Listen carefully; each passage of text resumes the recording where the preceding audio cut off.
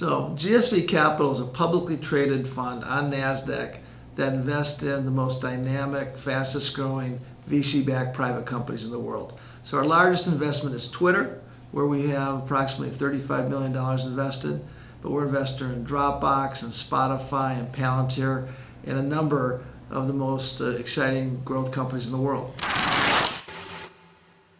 Well, Silicon Valley is a very fertile environment to find great small companies that have huge potential. It's a magnet for talent. It's a magnet for the ecosystem that supports ideas. And so we find probably 80% of our investments are between San Francisco and San Jose, which effectively is the Silicon Valley. But the name of our firm, GSV, stands for Global Silicon Valley. And so here we're looking to expand that to where the mindset that's created this incredible environment in Silicon Valley is really going viral around the world. So we say we're looking for the greatest opportunities from Austin to Boston, from Chicago to Sao Paulo, from Mumbai to Shanghai to Dubai. That's what we're looking for. Yeah, Brazil is one of the most exciting and impressive emerging economies in the world. Obviously it's the prominent member of the BRICS. But I think importantly what you're seeing is South America as a continent is really coming into its own. Clearly the Olympics and the World Cup bring global prominence to Brazil. But what we see from just an opportunity standpoint, we're starting to see incredible opportunities that are being developed in that market. So we have a significant interest in Brazil and looking forward to being more and more involved. Well, I think first and foremost what a startup needs to do is to have a clear vision and a mission of who they are and where they're going. A lot of entrepreneurs think that what you're supposed to do is tell the investor whatever they want to hear, but most investors, what they're really looking for is an entrepreneur that has a passion and vision, that wants to do something dynamic and change the world, often an idea that completely is different than what the investors even heard of before. Sure. And so I think that's the foundation. And I think the other piece is you want to bring a team together that shares that vision. It's tough enough to start a business with one plan than to have several plans and a culture that's diverse. You want people to be on the same page, on the bus, and go to the same destination. One of the biggest that's natural is they try to get the highest valuation for their idea. And often that causes a couple different issues. One, the investors that may be able to help you grow the business the best might be turned off by trying to seek that very top dollar. Secondly, when you get a high valuation sometimes, it causes bigger problems if your business doesn't develop as fast as what you promised investors. And that again can cause some real issues. And so I think what you want as an entrepreneur, I believe, is to get a fair valuation, but with the best investors you can find, because they're the ones that are going to help take this idea and really bring it to life and create the significance. Well, we have a framework that we've developed over a number of years, and it's really meant to identify, invest in what I call the stars of tomorrow, which are the fastest growing, most innovative companies in the world. And so the formula that we use is, first and foremost, we look at where's the most interesting opportunities likely to be created. So we look at mega trends, globalization, internet, demographics, mobile, all these different kind of mega trends, and think how those are impacting the growth sectors of the economy, because 90% of the most interesting ideas will be created around that kind of intersection of mega trends and industry. But then we look for, very specifically, companies that possess what I call the 4 Ps. And the first P is the most important P, and that's the people. There's no shortage of interesting ideas, but it's always the people and the execution against that idea that make the difference. And so many of these management teams don't have long histories, but the person has a history. And so we're looking to back winners and management that truly has the vision and the drive to kind of do what you need to do as a startup to make things happen. Second P we look for is product. Here we're looking for a company that lead an industry, have the opportunity to lead an industry, have a proprietary product, or better yet, a one-of-a-kind company, something that's never been done before.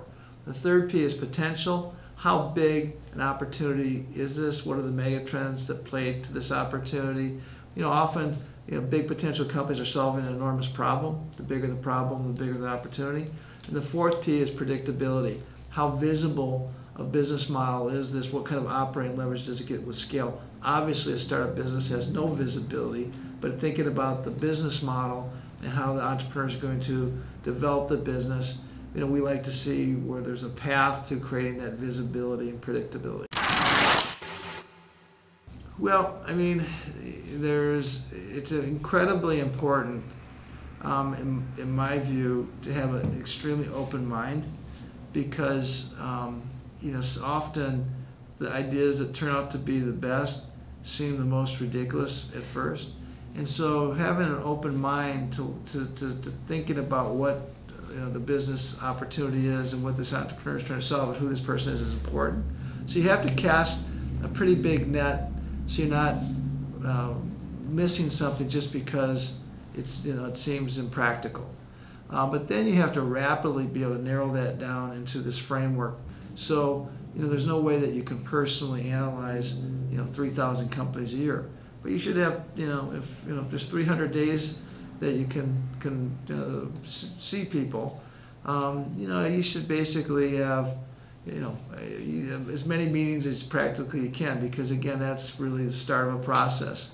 But then we get it down to maybe 150 companies that we do pretty significant analysis of, and then we've been averaging making something of the order of 20 to 25 investments a year.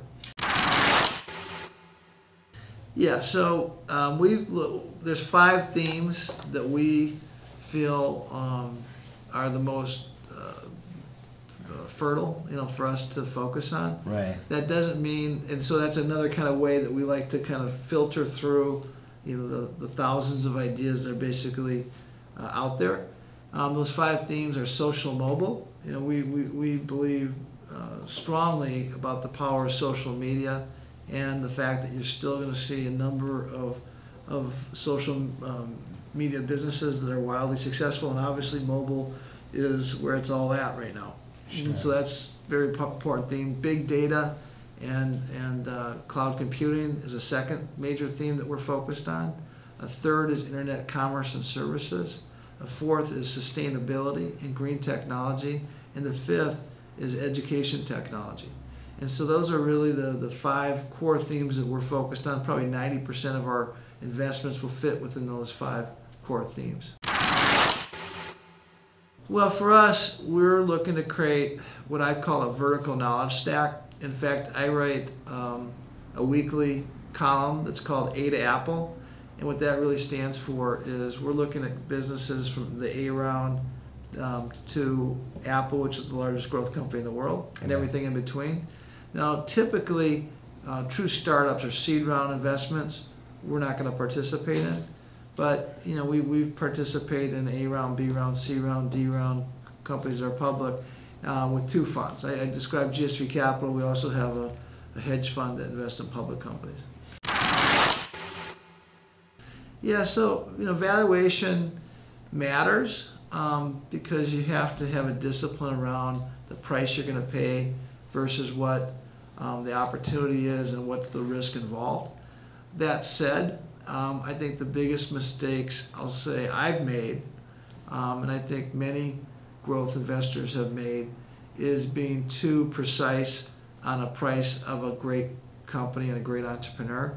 What you've seen over and over again is a company that seemed to be too highly priced that became a mega home run because the entrepreneur was able to build that business. Facebook, when they did their $80 million round that was funded by Accel, or 80 million value, everybody thought Accel was crazy. Facebook had 0 revenue, so forth. Well, it returned Accel $1 billion, so it worked out okay for them. And the reality is, if you really find a company with those 4 Ps, as long as you pay a reasonable price, that's more important than a company that doesn't have those characteristics and getting a bargain. So our time horizon is philosophically much longer than the typical investor.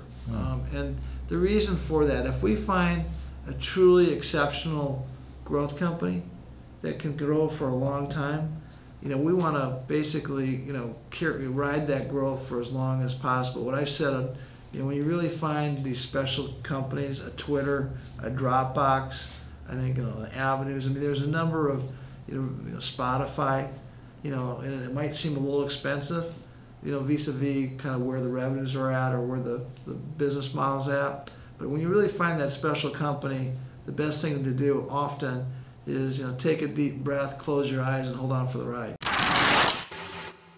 So, I mean, the typical mortality rate for startups is extraordinarily high. And so what you're doing is, and again, as you kind of go along the stage curve, it becomes less so. But if you're if you're a good startup investor and only 50% of the companies fail, you've done really well. And I think that's a mindset that people need to understand. You're not going to invest in startups and have 100% batting average, or not even typically have companies that go away very quickly. There's an old adage in the venture community that your lemons ripen fastest, right? And so you see that, you have this J curve where you see the startup failure to be quite high. And I think one of the reasons why Silicon Valley is special is because that's a well understood reality here. That people don't look at failure as being like, oh my God, you got to quit. It's basically, this is part of the whole entrepreneurial reality. And you have to be able to see that failure is actually going to lead to the next success, and you can't get gun shy by that. So the fund, as I mentioned before, is a publicly traded fund, and so in private companies. So the real measure of the return, the stock price since the beginning of the year is probably up 15% or so. What's going to really make the difference, though, is what is the portfolio return, and we're only going to really be able to quantify that over 3, 5, 6 year period. Our public fund that invests in public companies is actually up 40% year to date, and so we're pleased with that, and we're very pleased with the underlying fundamentals of our private fund, which the portfolio of companies has revenue growth year over year of over 80%. Yeah, I think the greatest advice I can give them is, stay tuned to the cashing in, because I think you're onto something. I think the focus that you have and the tools and resources and insight that you're going to provide is going to be very valuable for these entrepreneurs. The second bit of advice I'd give is, don't let anybody tell you that you can't succeed or why you can't do something. Entrepreneurs are great at doing things that conventional wisdom say are impossible, and that's what makes them great entrepreneurs. Okay, well, this is a book I wrote called Finding the Next Starbucks, which the publisher was the one that gave it the title, and it was because I was the first person to identify and recommend buying Starbucks stock in 1992. Wow. So that was a great company to be involved with early. And there was a great example of the CEO, Howard Schultz, being a very special guy with a very clear vision and passion, where a lot of people said it was crazy that you're going to create this national, now global network of coffee bars. Very good. Thank you. I will read it. I will read it.